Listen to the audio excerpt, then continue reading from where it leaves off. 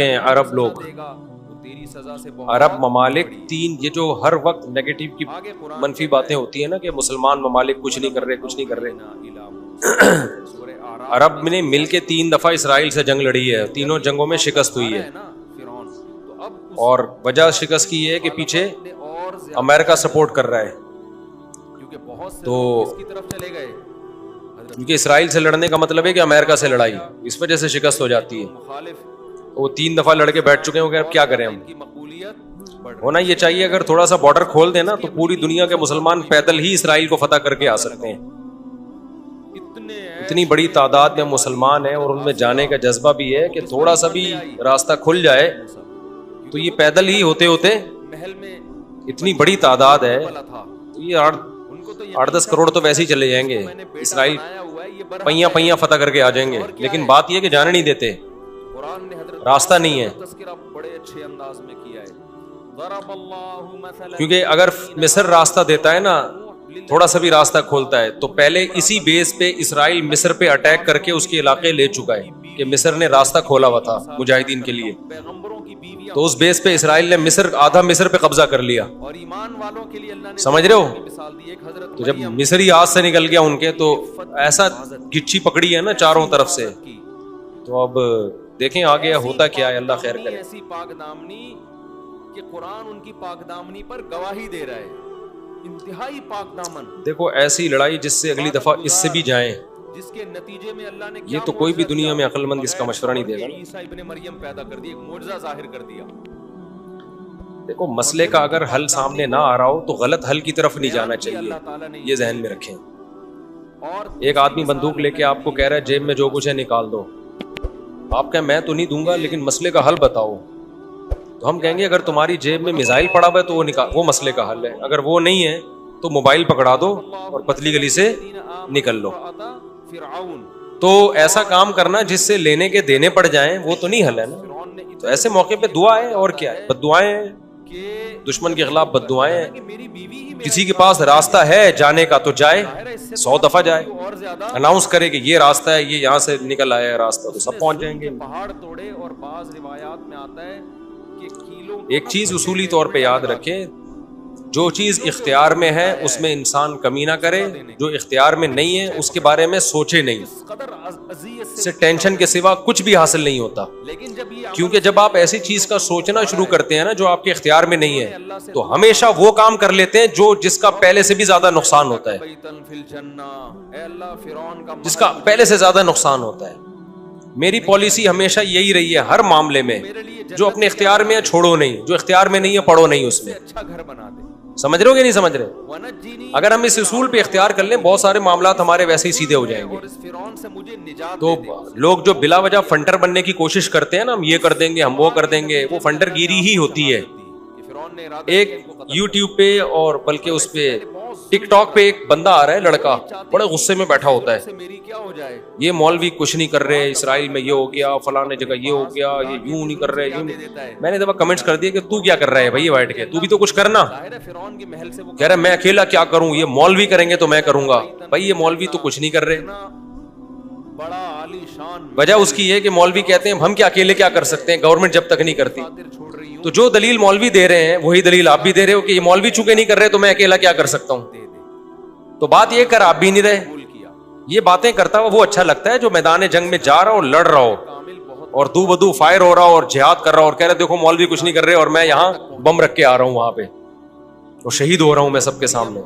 جتنے اسکالر آ رہے ہیں یہ مولوی یہ نہیں کر رہے وہ نہیں کر رہے، بھائی تم بھی باتیں ٹھوکنے کے علاوہ کچھ بھی نہیں کر رہے ہو۔ تو مولوی وہ باتیں نہیں کر رہے جو تم کر رہے ہو، اس لیے کہ ان کو پتا ہے باتیں کرنے کا فائدہ نہیں ہے، تو کام وہ کرو جو کر سکتے ہو۔ سمجھتے ہو کہ نہیں سمجھتے؟ ایک خاتون نے اپنے شوہر سے کہا نا کہ سوئٹزرلینڈ جانے پہ کتنا خرچہ ہوگا، میں سوچ رہی ہوں کہ ہم سوئٹزرلینڈ چلتے ہیں، کتنا خرچہ ہوگا؟ اس نے کہا بالکل بھی نہیں۔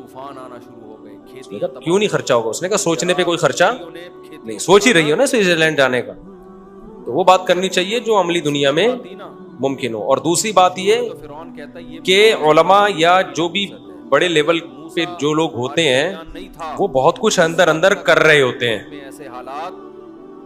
وہ پرلے درجے کے بے وقوف ہوں گے اگر وہ عوام کو بتا کے کرنا شروع کر دیں۔ بڑی حماقت کی بات ہوگی. عذاب آتے تھے.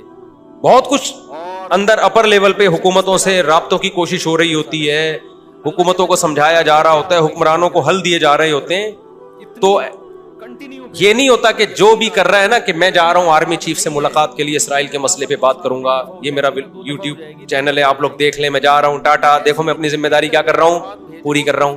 اسی طرح آرمی چیف کہے لوگوں میں جا رہا ہوں اسرائیل کے مسئلے پہ فلاں سے بات کرنے کے لیے, دیکھا آرمی زندہ آباد. ایسا نہیں ہوتا. بڑے پیمانے پر جو گیم کھیلے جا رہے ہوتے ہیں وہ خفیہ ہی ہوتے ہیں, وہ عوام کو نہیں بتائے جاتے. تو بہت کچھ ہو رہا ہوتا ہے. اب سعودی عرب کا بادشاہ کیا کچھ کر رہا ہے ہمیں نہیں پتا, تو ہمیں نہ تعریف کرنی ہے کیونکہ ہو سکتا ہے وہ جھوٹی تعریف ہو, اور نہ ہم نے برائی کرنی ہے کیونکہ ہو سکتا ہے وہ جھوٹی برائی ہو. ہم نے چپ کر کے بیٹھنا ہے, اپنا جو ہم کر سکتے ہیں وہ کریں. کسی کے خلاف یہ کچھ نہیں کر رہے, وہ کچھ نہیں کر رہے, یہ یوں نہیں کر رہا, وہ یوں نہیں کر رہا, تو بھائی تو کیا کر رہا ہے؟ تو بھی تو یہی کر رہا ہے کہ وہ کچھ نہیں کر رہا, تو یہ کچھ نہیں کر رہا, تو وہ کچھ نہیں کر رہا, اور یہ تو بھی تو یہی کر رہا ہے. تو اس سے بہتر ہے کہ تو بھی کچھ نہ کرتا. کیا خیال ہے؟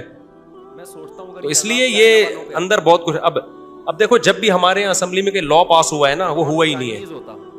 وجہ اس کی ہے کہ جب ہمارے یہاں اسمبلی میں بعض بڑے اچھے قوانین پاس ہوئے ہیں اسلام کے فیور میں, قوم کے فیور میں, وہ سارے قوانین وہ ہیں جو چھپڑ میں ہو گئے. علماء کی ایک جماعت ملی, وزیر اعظم سے ملی, اسمبلی میں موجودہ لوگوں سے الگ الگ ملاقاتیں کی, اس کو میڈیا پہ نہیں لائے, اور آرام سے جا کے اس لا کو پاس کروا کے ملک کا قانون کا حصہ بنا. لیکن وہ قانون, وہ تحریکیں جو میڈیا پہ آ گئیں, دھرنے, یہ پاس کرو, یوں کرو, ہم یہ کر دیں گے, ہم یوں کر دیں گے, تو کبھی بھی نہیں پاس ہوئے. وجہ اس کی ہے کہ مخالفین بھی اسی اسٹائل سے آ جاتے ہیں. اب یہ جو بل پاس ہوا تھا صحابہ کرام کی, جو گستاخی کرے گا 10 سال کی قید ہے, یہ پورا کام ہونے سے پہلے میڈیا پہ لانا ہی نہیں چاہیے تھا اس کو. ابھی سینٹ سے بل پاس ہوا ہے اور ایک دم شور شرابہ, مبارک باتیں. میرے پاس بھی فون آیا کہ مصعب مجھے کیا پتا, پورا میں سمجھا پورا کام ہو گیا. ہم نے بھی کہا مبارک ہو بھائی, ماشاءاللہ. پتا چلا وہ پاس ہی نہیں ہوا, وہ کیونکہ مخالفین اتنے متحرک ہو گئے. ارے جب آدھا کام ہوا تھا, آدھا ہوا ہی نہیں تھا, تو چھپڑ میں جا کے چپکے سے اس آدھے کو بھی کروا لیتے یار. پورا کام تو ہو جاتا, اس کے بعد مٹھائیاں بٹتی. پھر بھی مٹھائیاں بانٹنے کی ضرورت نہیں تھی. کیوں دشمن کو آپ جوش دلا رہے ہو؟ چپکے سے ایک کام ہوتا, آرام سے ہو کے ختم ہو جاتا. لیکن چونکہ منجن بکتا نہیں ہے عام طور پر, لوگ کہیں گے یہ مولوی کچھ بھی نہیں کر رہے. تو لوگوں کی نفسیات لوگوں کو پتا ہے, لوگوں کو پتا ہے یہاں شور شرابے پہ زیادہ ووٹ ملتے ہیں, کام پہ کوئی بھی لفٹ بولو نہیں کرا. ہمیں یاد ہے جامعۃ الرشید نے ایک دفعہ کوشش کی کہ لا پاس ہو جائے کہ حرام نہ پاکستان سے ایکسپورٹ ہوگا نہ امپورٹ ہوگا, حرام گوشت.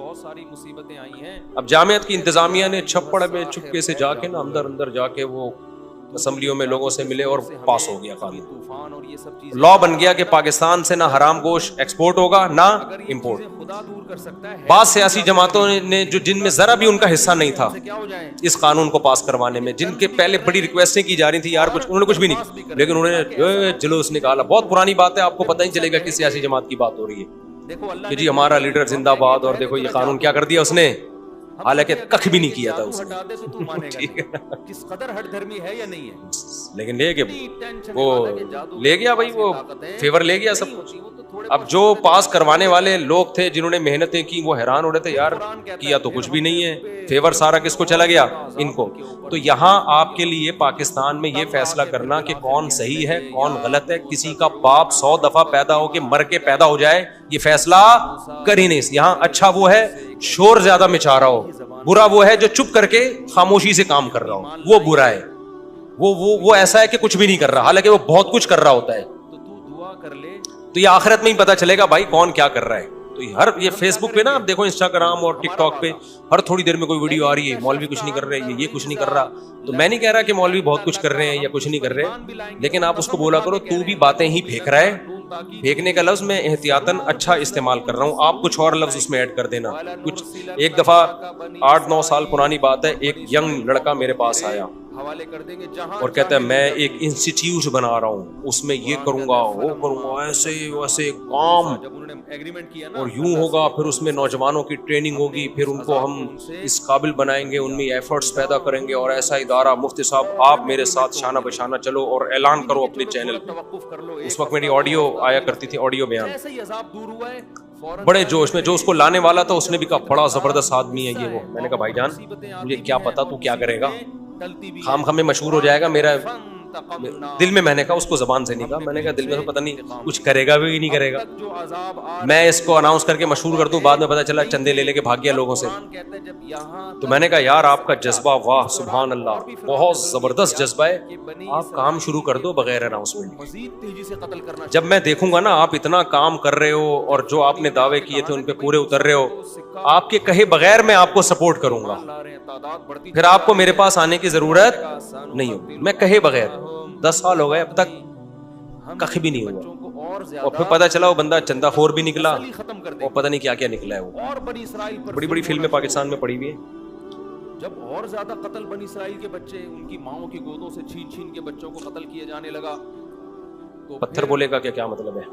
کہہ رہے ہیں یہ جو حدیث میں آتا ہے کہ قرب قیامت میں یہودی پتھر کے پیچھے چھپے گا تو پتھر بولے گا کہ یہ میرے پیچھے یہودی ہے فقتلہ, یا مسلم ھذا یہودی ورائی فقتلہ, اس کو قتل کر دو. تو پتھر بولے گا کا کیا مطلب ہے؟ پتھر بولے کا مطلب پتھر بولے گا, پتھر کا باپ بھی بولے گا, آواز آئے گی, معجزہ ہوگا, تو ایک لڑائی ہوگی. لیکن خوب سمجھ لو نبی صلی اللہ علیہ وسلم نے جو بھی پیش گوئیاں کی ہیں نا قرب قیامت کی, ان پیش گوئیوں کو محدثین فقہ کے ابواب میں ذکر نہیں کرتے, کتاب الاحکام میں ذکر نہیں کرتے, ان کو کتاب الفتن میں یا کتاب علامات ساعہ میں ذکر کرتے ہیں.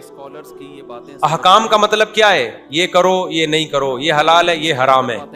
اللہ کیا کرے گا ایسے موقع پہ؟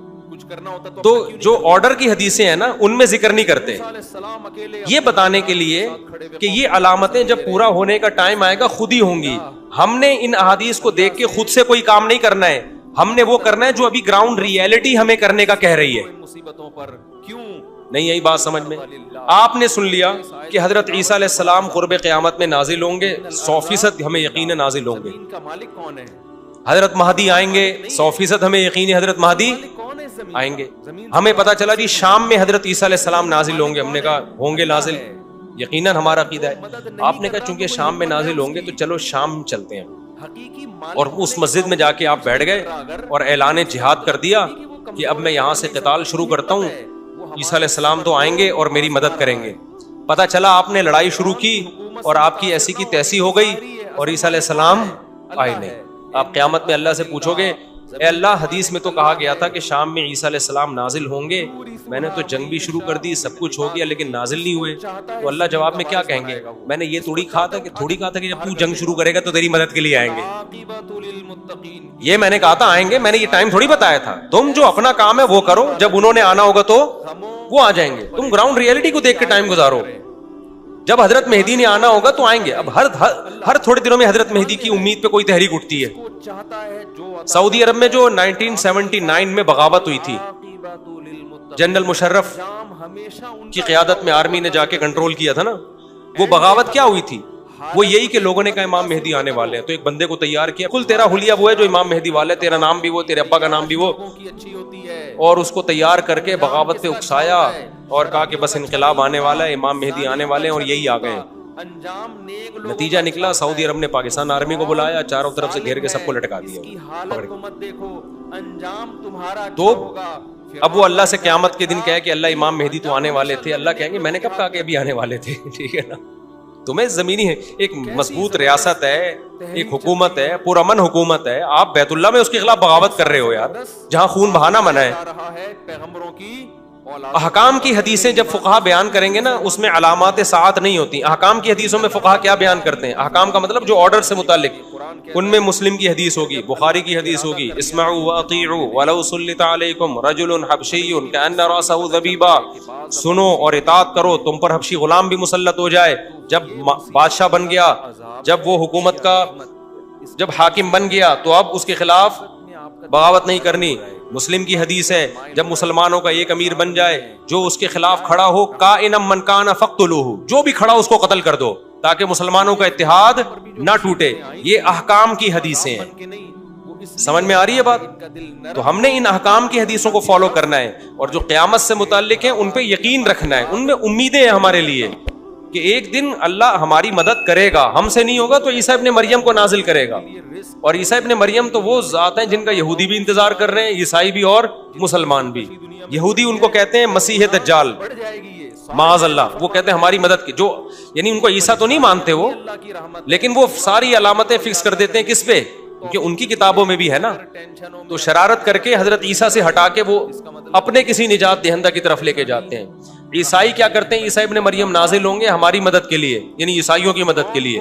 اور مسلمان کیا کہتے ہیں, بھائی عیسائی مذہب بھی باطل ہے, یہودی مذہب بھی باطل ہے, منسوخ شدہ مذاہب ہیں, عیسیٰ ابن مریم حق کی خاطر آئیں گے. اور حق مذہب کیا ہے, ان الدین عند اللہ الاسلام, اور اس میں اسلام کے پاس صرف نرے دعوے نہیں ہیں, دلائل بھی ہیں. اسلام کو آپ کمپیئر تو کریں دوسرے مذاہب سے, کوئی جوڑ ہے ہی نہیں اسلام اور اسلام کے مقابلے کا. تو حضرت عیسیٰ کے نزول کا تو صرف غامدی صاحب نے انکار کر دیا ہے, ورنہ تو حضرت عیسیٰ کے تو تمام آسمانی مذاہب ان کے نزول کے قائل ہیں.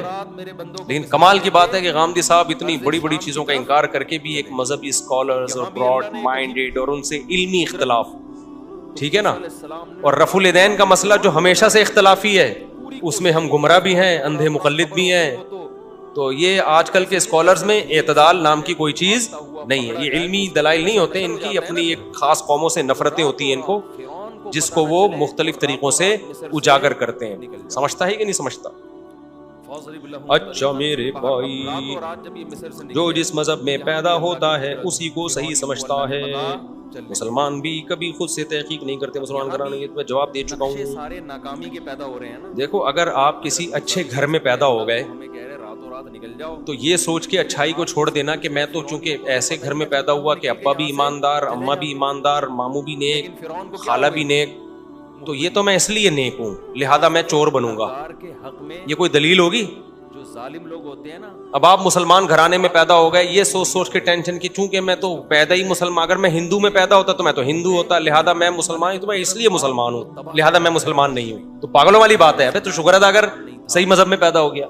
زانی کو بڑی مشکل ہوتی تھی. اور اگر کوئی ہندو یہ کہتا ہے میں تو چونکہ ہندو گھر میں پیدا ہو گیا اس لیے میں ہندو ہوں, تو میں ان سے کہتا ہوں ٹھیک ہے, اگر کسی چور کے یہاں پیدا ہو جاتے تو آپ کو چور رہنے کی اجازت تھی؟ آپ چرسیوں کے پیدا ہو جاتے تو آپ کو اجازت تھی؟ میں خدا نخواستہ ہندوؤں کو چوروں اور چرسیوں سے نہیں ملا رہا, میں ایک مثال دے رہا ہوں کہ اگر دلائل کی دنیا میں اس کا غلط ہونا ثابت ہو گیا ہے ہندو مذہب, اگر ثابت نہیں ہوا تو آپ ہندو رہ کے زندگی گزارو. اگر آپ یہ کہتے ہو بھائی دلائل یہ کہتے ہیں کہ ان پتھروں کو ہم بناتے ہیں اپنے ہاتھوں سے تو اللہ نے ان کو طاقت دی ہے, یہ ہماری بگڑی بنا سکتے ہیں, کرو بھائی آپ عبادت. لیکن اگر دلائل سے ثابت ہوتا ہے کہ یہ غلط ہے, پھر آپ اس بیس پہ اس کو فالو نہیں کر سکتے کہ میرے ابا ہندو تھے, میری اماں ہندو تھی. اس طرح تو پھر جو چرسی ہے وہ کہے گا میرے ابا بھی چرس پیتے تھے, میری اماں بھی چرس پیتی تھی. جو چور ہے وہ کہے گا میرا ابا, ہمارا تو خاندانی پیشہ چور ہوگا ہے. یہ کوئی دلیل نہیں ہے کہ میں جس گھر میں پیدا ہوا اسی کو فالو کرنا ہے. ہاں, آپ جس خاندان میں پیدا ہوئے وہ اچھا تھا, اور جب آپ نے ہوش سنبھالا آپ کو پتا چل گیا بھائی اچھا ہے, پھر اس کو آپ نے پکڑ کے رکھنا ہے اور اللہ کا شکر ادا کرنا ہے کہ اللہ تو نے مجھے بڑی آزمائش سے بچا لیا, مجھے ایمان دے کے دنیا میں بھیجا ہے تو نے. بلکہ ہر بچہ ایمان لے کے ہی آتا ہے, بعد میں بگڑتا ہے.